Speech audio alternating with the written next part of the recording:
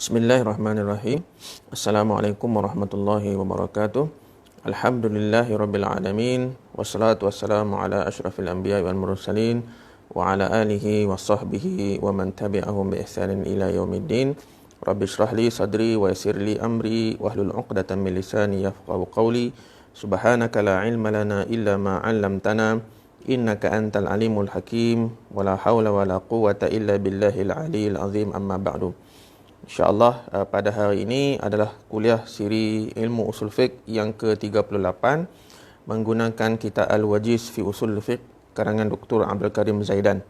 Dan insyaAllah pada hari ini kita akan menyambung perbincangan berkenaan dengan Adillatul Ahkam ataupun rujukan kepada hukum hakam fiqh yang utama, dan yang pertama ialah Ad-Dalilul Awwal Al-Quran. Apakah yang dimaksudkan dengan Al-Quran itu? Al-Quran telah didefinisikan oleh para ulama kita dengan pelbagai takrif. Dan ada banyak versi lah. Kan? Tetapi antara definisi yang dipilih oleh Dr. Abdul Karim Zaidan adalah Al-Quran huwa al-kitabul munazzal ala Rasulillah Muhammadin sallallahu alaihi wasallam al-maktubu fil masahif al-manqulu ilaina anhu naqlan mutawatiran bila syubhah. Ini definisi yang dipilih oleh Dr. Abdul Karim Zaidan dalam kitab Al-Wajiz fi Usul Fiqh, yang bermaksud Al-Quran itu adalah sebuah kitab yang diturunkan kepada Rasulullah sallallahu alaihi wasallam, Nabi Muhammad kita, yang mana ia tertulis dalam mushaf, yang maksudnya telah dikumpulkan, telah disusun, dan al-manqulu ilaina anhu naqlan mutawatiran, dan diriwayatkan ataupun disampaikan kepada kita generasi demi generasi secara riwayat yang mutawatir. Jadi maksudnya dalam Al-Quranul Karim ini, kalau kita pernah dan biasa mendengar istilah mutawatir, selalu kita belajar dalam ilmu hadis, tetapi sebenarnya dalam ilmu Al-Quran, ayat-ayat Al-Quran itu sendiri juga ada istilah mutawatir. Apa maksud mutawatir ini? Mutawatir ini nanti kita akan sampai kepada pendetailan ataupun perincian nanti. Tetapi secara ringkasnya, yang diriwayatkan secara mutawatir ini lebih kurang kita kata ia disampaikan ataupun diriwayatkan oleh ramai perawi, ramai al-qurra, kan? Bukan seorang dua, tetapi satu jumlah yang ramai. Dan jumlah yang ramai itu pula mustahil bagi mereka untuk berdusta ataupun menipu dalam periwayatan mereka. Itu maksud mutawatir. Bila syubhatin, kan? Al-Quran ini disampaikan kepada kita tanpa syubhah, tanpa keraguan, tanpa kesamaran. Sebab itu dalam surah Al-Baqarah, ayat yang kedua itu, Allah Subhanahu wa taala sebut Alif Lam Mim dzalikal kitabul la raiba fihi hudal lil muttaqin. Alif Lam Mim, inilah kitab ataupun inilah Al-Quran yang diturunkan tanpa ada la raiba fihi, yang tidak ada keraguan, kesamaran di dalamnya, kerana ia adalah datang daripada Allah Subhanahu wa taala. Baik. Dari segi penghujahan Al-Quranul Karim dalam ilmu fiqh dan dibincangkan dalam ilmu usul fiqh, bahawa Al-Quran ini adalah hujjah ke atas semua, ke atas semua makhluk, bukan sahaja orang Islam sahaja, tetapi juga orang bukan Islam. Ia adalah menjadi hujjah. Dan Al-Quranul Karim ini juga adalah sumber utama kepada at-tashri', sumber utama kepada perundangan Islam, kan? Bal hujjatun ala jami'il bashar, seperti mana yang tadi kita nyatakan bahawa Al-Quran ini bukan hujjah kepada umat Islam sahaja, tetapi ia juga menjadi hujjah kepada semua manusia. Okey, apa tanda, apa bukti bahawa Al-Quran ini adalah dalil ataupun adalah hujjah ke atas semua makhluk, kan? Antara yang utamanya ialah annahu min indillah. Al-Quran itu datang daripada sisi Allah Subhanahu wa taala, dan bukti ia datang daripada Allah Subhanahu wa taala ialah kemu'jizatan Al-Quranul Karim. Ini pun poin kemukjizatan Al-Quran ini juga akan didetailkan sebentar nanti. Jadi apabila apabila kita tahu bahawa ia datang daripada Allah Subhanahu Wa Taala dengan sebab ataupun dengan bukti bahawa ia adalah satu kitab yang mukjizat, maka sudah tentu wajib kepada umat Islam untuk mengikut Al-Quran sebagai sumber rujukan hukum. Baik. Setelah kita melihat definisi Al-Quran Al-Karim, sebab itulah saya telah menulis sebuah buku yang bertajuk Pengantar Usul Fiqh, kan?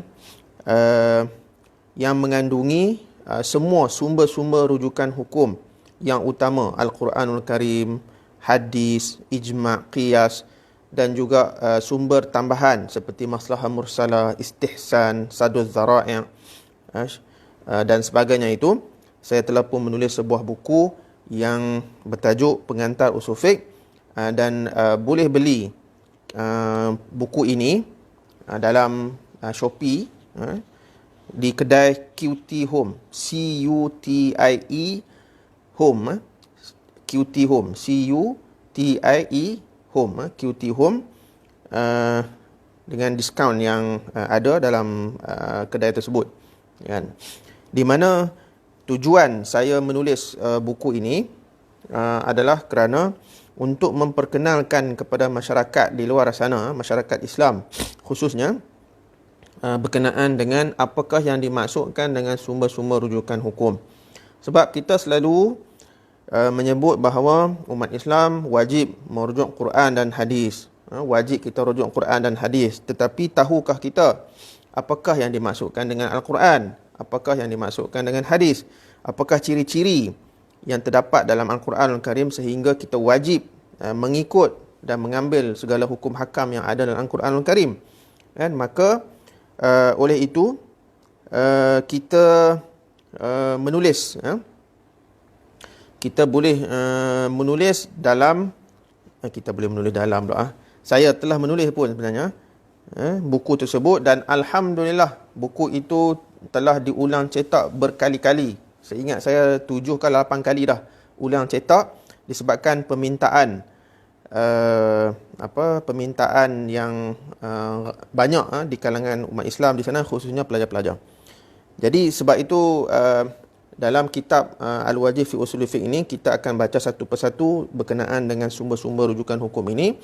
Ini kitab Al-Wajih ini seperti mana yang dimaklumkan ini adalah dalam bahasa Arab lah. Tetapi buku yang saya tulis itu memang dalam bahasa Malaysia yang bertajuk Pengantar Usul Fiqh, yang memang fokus kepada sumber-sumber rujukan hukum. Okey. Jadi kita telah pun memahami definisi Al-Quranul Karim. Sekarang ni kita tengok apa pula khawasul Quran, ciri-ciri Al-Quranul Karim. Ada banyak dan ciri-ciri Al-Quran ini bergantung kepada penulis buku-buku. Ada yang sebut kalau macam Dr. Abdul Karim Zaidan ni, dia sebut ada beberapa ciri. Dia sebut ada 5, kan? Mungkin penulis lain dia ada sebut 6, 7, 10, kan? Tidak ada masalah ataupun tak kisah. Yang penting kita katakan bagaimana penulis itu menjelaskan tentang maksud ataupun ciri-ciri yang ada dalam Al-Quranul Karim. Baik. Ciri-ciri Al-Quran yang pertama mengikut Dr. Abdul Karim Zaidan, bahawa ia adalah kalamullah yang diturunkan kepada Nabi Muhammad sallallahu alaihi wasallam. Maka oleh itu tidak dianggap daripada Al-Quranul Karim kitab-kitab samawi yang lain seperti Taurat, Injil dan juga Zabur dan juga suhuf-suhuf yang diturunkan kepada para al-anbiya. Jadi makna kata kitab-kitab, sebab wahyu ni berlaku sebelum pada zaman Nabi Muhammad lagi, kan, kepada para rasul, kepada para nabi, kan. Tetapi apa yang diturunkan kepada para rasul sebelum itu tidak dinamakan Al-Quran. Jadi Al-Quran ni hanya fokus ataupun hanya khusus kepada wahyu yang diturunkan kepada Nabi Muhammad sallallahu alaihi wasallam. Itu yang pertama. Yang kedua, Al-Quran adalah himpunan lafaz dan makna. Apa maksud himpunan lafaz dan makna ni? Maksudnya lafaz itu kan datang daripada Allah Subhanahu wa taala, dan juga makna Al-Quran itu pun datang daripada Allah Subhanahu wa taala. Dan lafaz yang diturunkan oleh Allah Subhanahu Wa Taala kepada Nabi Muhammad sallallahu alaihi wasallam diturunkan dengan bahasa Arab, al-lisanul arabi. Seperti mana firman Allah Taala dalam surah Az-Zukhruf ayat 3, "Inna ja'alnahu Qur'anan Arabiyyan." Dan kami turunkan kitab itu sebagai Quran yang bahasa Arab. Okey. Jadi tidak ada satu pun lafaz yang ada dalam Al-Quranul Karim yang terdiri daripada bahasa selain daripada bahasa Arab. Ini yang ditekankan oleh Imam Asy-Syafi'i dalam kitab Ar-Risalah beliau mengatakan bahawa keseluruhan kitab Allah ini, maksudnya ayat-ayat Al-Quranul Karim ini turun dalam bahasa Arab. Okey. Jadi hadis-hadis yang datang daripada Nabi Muhammad sallallahu alaihi wasallam itu tidak dinamakan ayat Al-Quran. Kerana apa? Hadis yang keluar daripada mulut Rasulullah sallallahu alaihi wasallam maknanya memang datang daripada Allah, sebab itu yang Allah sebut wa ma yantiqu 'anil hawa in huwa illa wahyun yuha.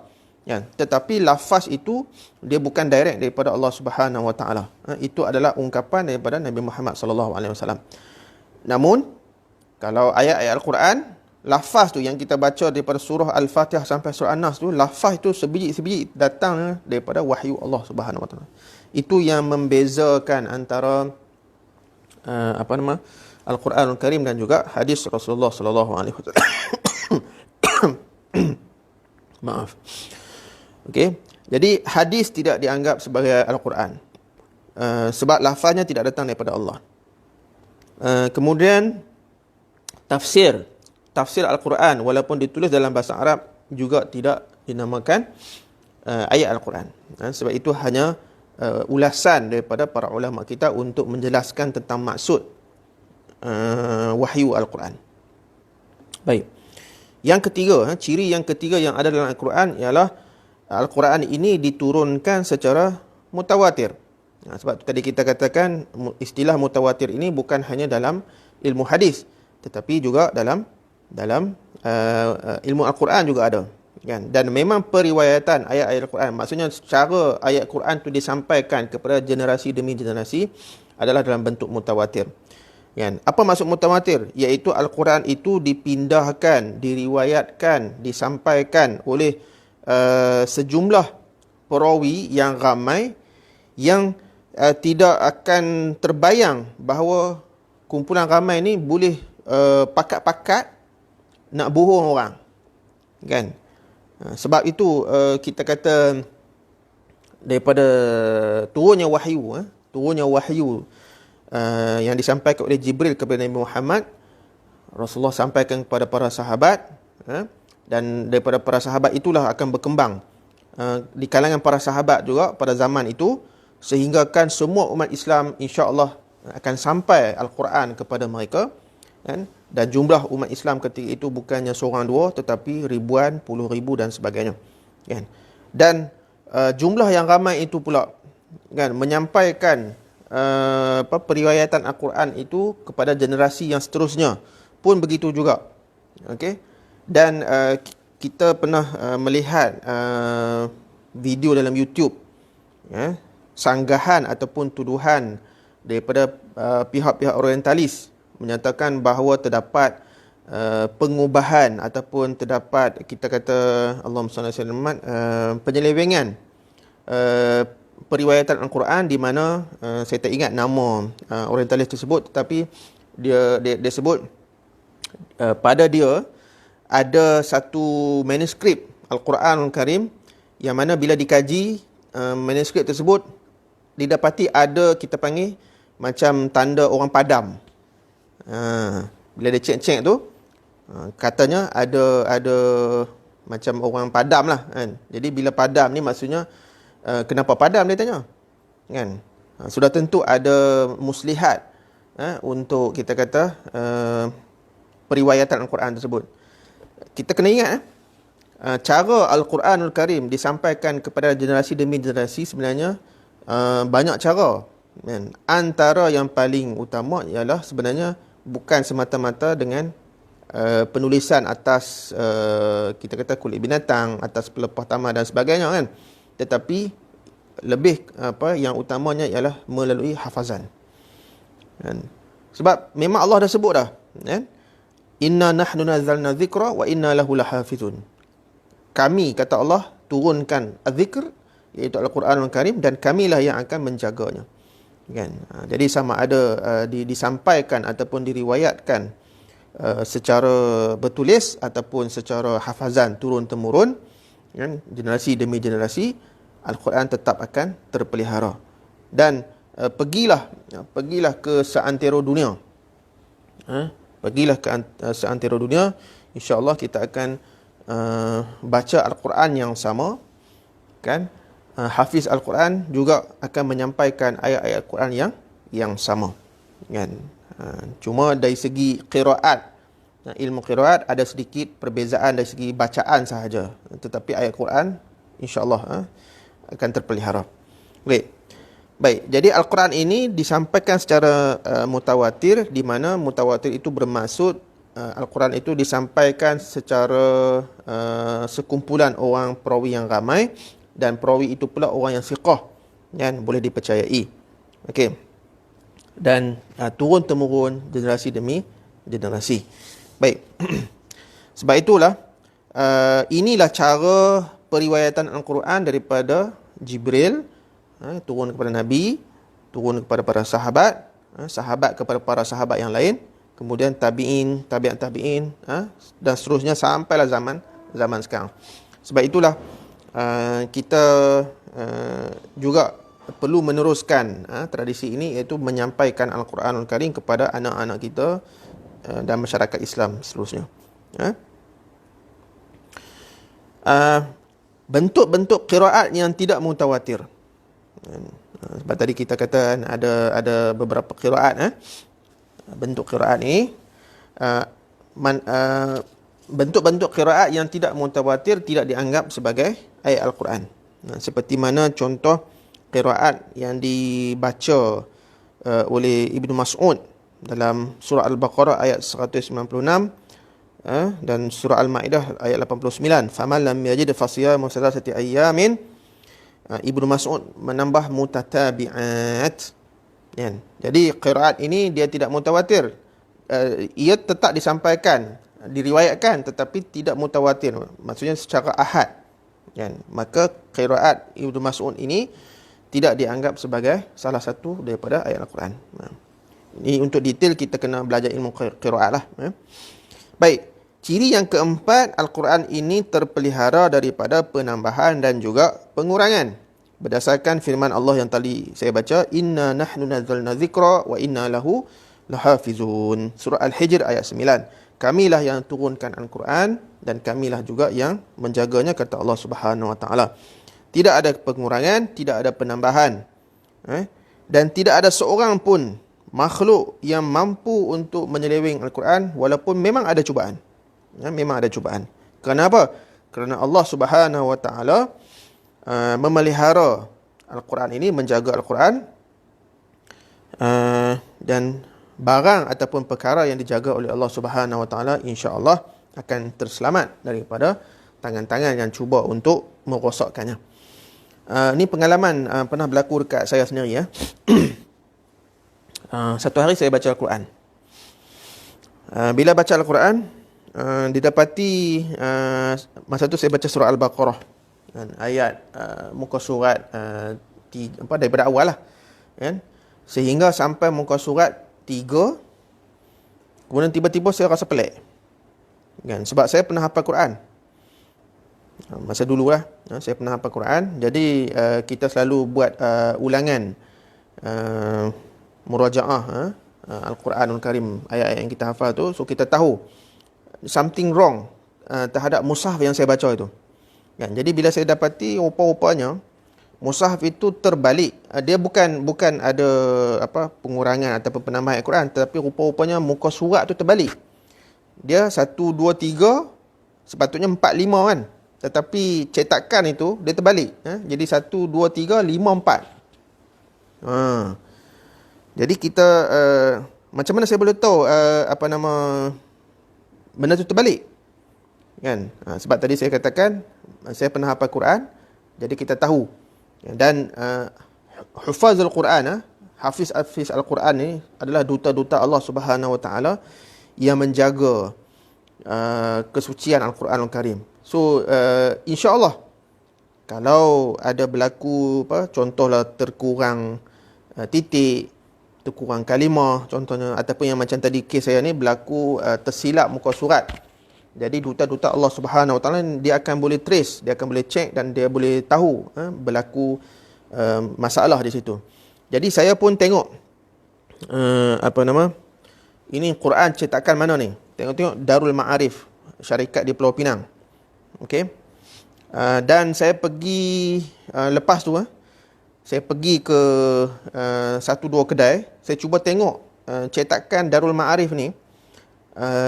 Bila cek-cek kan, memang semua cetakan Darul Ma'arif yang daripada company tersebut memang berlaku kesilapan muka surat. Jadi saya bagi tahu dekat pekedai, saya bagi tahu dekat pekedai tersebut, bang, ini Quran ni ada silap cetak ni. Kan, abang kena tarik balik dan kena report dekat pihak berkuasa. Jadi pekedai tu, mana boleh silap, kan? Ni ada chop KDA ni. Dia tunjuk kat belakang kan, ni chop KDA ni. Saya kata tengok abang, ni saya tunjuk kat abang. Ni muka surat apa ni? Kan? 3 5 4. Jadi terbalik. Dia kata, betul no. Ada salah. Jadi dia take note, dan selepas itu memang saya hubungi pihak Kementerian Dalam Negeri sebab untuk makluman kalau isu percetakan Al-Quran dia bukan bawah JAKIM. Dia adalah bawah kuasa Kementerian Dalam Negeri. Jadi saya telah report kepada Kementerian Dalam Negeri, saya bagi tahu ada berlaku kesalahan cetakan oleh syarikat Darul Ma'arif yang di Pulau Pinang tu. Kan? Dan daripada situ juga, daripada peristiwa itu, saya bersama dengan rakan-rakan Dr. Khairul Anwar, yang selalu jadi hakim tahfiz, musabaqah tahfiz Al-Quran tu, pensyarah Fakulti Pengajian Quran dan Sunnah, dan juga seorang lagi Ustaz Syed Ahmad Tirmizi juga daripada Fakulti Quran dan Sunnah. Kami telah melakukan satu penyelidikan, iaitu proses percetakan Al-Quran di Malaysia. Kan? Kami telah buat, dan kami sebenarnya telah sendiri pun pergi ke Darul Ma'arif itu, kan? Bertanyakan isu ini, kan? Jadi poinnya, dipendekkan cerita, poin dia ialah apa sahaja kesalahan ataupun penyelewengan, macam tadi kes saya tadi, dia bukan penyelewengan, cuma tersilap susun muka surat je. Itu pun Allah takdirkan akan ada orang yang perasan. Sebab itu pentingnya mereka yang hafal Al-Quranul Karim ini. Sebab mereka adalah duta Allah Subhanahu Wa Taala yang mereka menghafal 30 juzuk Al-Quran. Baik. Dan yang terakhir, poin ciri-ciri Al-Quran yang dinyatakan oleh Dr. Abdul Karim Zaidan dalam buku ini ialah Al-Quran ini bersifat mu'jiz. Apa maksud mu'jiz ataupun mu'jizat? Mu'jizat itu diambil daripada a'jaza yu'jizu, mu'jizat, mu'jizatan, mu'jizat, iaitu ia boleh melemahkan pihak lawan. Apa maksud melemahkan pihak lawan? Iaitu pihak lawan ataupun pihak yang memusuhi Al-Quranul Karim ini tidak mampu untuk mendatangkan seumpama ataupun sebiji macam Al-Quran. Kan? Mereka duk kata apa? Al-Quran ini syair daripada susunan bahasa pantun syair Nabi Muhammad. Allah kata fine. Kan? Kalau hampa kata Al-Quran ini bahasa yang hampa boleh lawan, okey, cuba bawa, kan? Cuba bawa kita kata seumpama Al-Quran ini, untuk membuktikan bahawa kamu boleh menandingi Al-Quran. Kan? Jadi cabaran itu sebenarnya telah disampaikan, telah dilontarkan dalam beberapa firman Allah Subhanahu Wa Taala dalam Al-Quranul Karim. Kan? Antaranya Allah kata apa? Qul la in ijtama'atil insu wal jinnu ala an ya'tu bimithli hadzal Qur'an la ya'tuna bimithlihi walau kana ba'duhum li ba'din zahira. Kalaulah semua manusia, sekarang ni ada 7 bilion lebih kurang, Kemudian bukan takat manusia saja. Hampa pi pakat dengan jin-jin, setan ke, mambang tanah, mambang angin ke. Hampa pakat pi kumpul-kumpul kan. Cuba bawa kan, cuba datangkan sebiji macam Al-Quran 30 juzuk. Kan. Kemudian Allah kata apa? Hampa ni kalau hampa berpakat semua manusia dan jin pun la ya'tuna bimislihi walau kana ba'duhum li ba'din zahira. Memang hampa takkan mampu untuk mendatangkan sama sebiji macam Al-Quran walaupun kamu ni membantu antara satu sama lain. Ini dinyatakan dalam surah Al-Isra ayat 88. Kemudian dalam surah Hud ayat 13, am yaquluna iftarah qul fa'tu bi'ashri suwarin mislihi muftarayatin wad'u man istata'tum min dunillah in kuntum sadiqin.